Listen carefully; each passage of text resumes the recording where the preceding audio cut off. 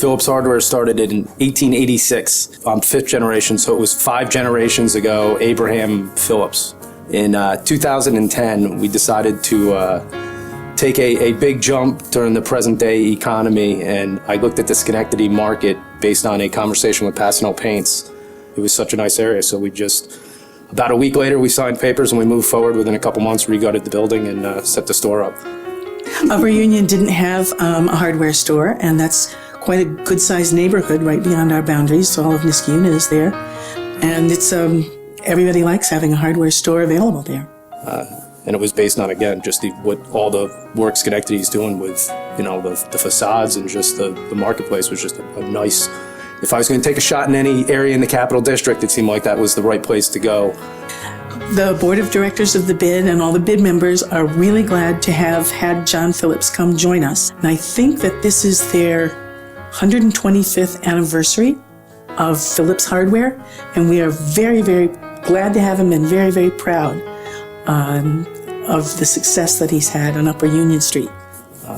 Raising a family in this day and age, and having more than one kid, having 5 kids, keeps a constant pace in our household, and having multiple retail locations ends up having a lot to juggle. So once you end up in life juggling more than one thing at one point in time, I like the challenge of constantly staying busy and having as many balls in the air. The goal is not to have any fall and hit me in the head.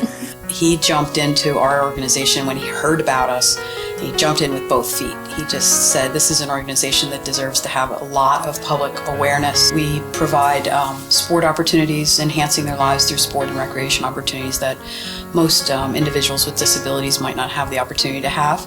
When I was younger, I always enjoyed being involved with kids, and I was more of a camp counselor than wanting to go to the hardware store and sell paint.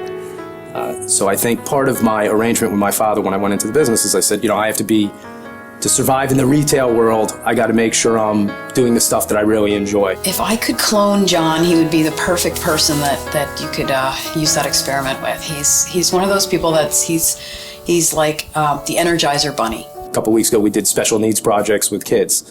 So we built toolboxes, just watching the families and the kids and seeing what they got out of it. I think that builds your energy level of, okay, what else can I do? And you keep on feeding off of that every time you can see something positive.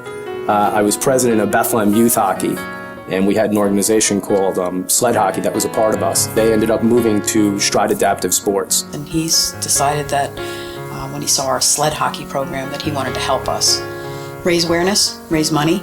So he joined us for a committee running a 5K event, and that was last year, and it was a huge success thanks to his help and his business support.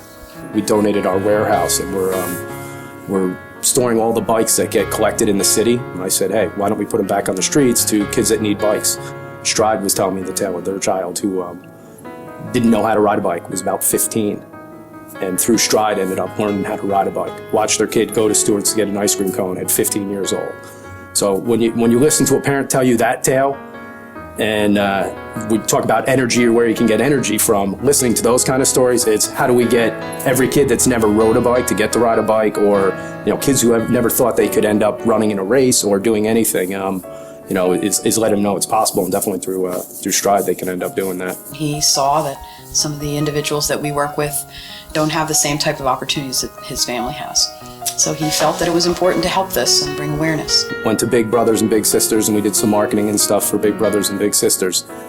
So I felt doing the awareness part, I'd become a big brother. And it was a great thing for my kids to experience, is them seeing me doing something with another child. There wasn't a jealousy to that. It raised my children to really appreciate maybe what we have, and they became more giving to want to see my little brother even get stuff. He's one of those people that doesn't just say, I see a need. He actually turns it around and says, I'm going to do something about it. So I even see the basis of a lot of time the community stuff that I do. Hopefully the impact I can have on the 6th generation for the Phillips is that they're growing up seeing it. So hopefully when they get older, they end up doing a lot of those same activities.